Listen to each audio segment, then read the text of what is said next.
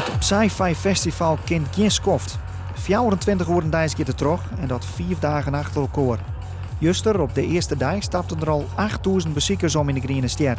Die komen overal bij, in totaal 41 verschillende nationaliteiten. Het is de eerste keer dat het festival jou aandocht, maar de organisatie hoopt het alle jaren weer om te komen. Als ik een A4'tje van jou had gehad om het ideale festivalterrein te tekenen, nou, dan was de Groene Ster er gewoon uitgekomen, dat weet ik zeker. Ja, wat mij betreft komt het Sci-Fi hier natuurlijk de komende jaren. We moeten eerst dit festival natuurlijk even overleven. Maar als het allemaal een beetje goed gaat en we laten het park netjes weer achter, dan zullen er wel weer gesprekken volgen. Nog voordat het festival begon, wie een omwenders en politieke partijen ongerest. Wethouder Isabelle Dix organiseerde daarom vannacht een loerdsmeeting.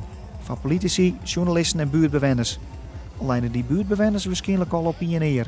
Het is natuurlijk helder dat dit ook wel een gekke tijd is om bij elkaar te komen midden in de nacht. Want het is 12 uur. Dus ik kan me ook wel voorstellen, dat past ook niet in ieders agenda.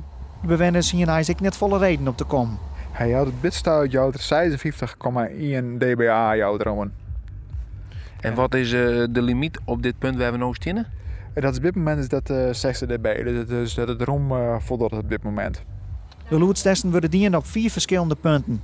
Overal voer vannacht het lood binnen de norm. Goed om te weten van wethouder Dix, ik mij culturele haardstad 2018 in achterhollen. Er zijn er momenteel, heb ik begrepen, bijna een kleine 8000 mensen die hier feest aan het vieren zijn. Zich goed voelen in Leeuwarden. En dat is natuurlijk ook wel heel belangrijk voor een stad die in 2018 natuurlijk culturele hoofdstad van Europa zal zijn. Dat betekent dat wij dus meer naar een internationaal podium gaan. Ja, hier zitten nu duizenden buitenlandse gasten.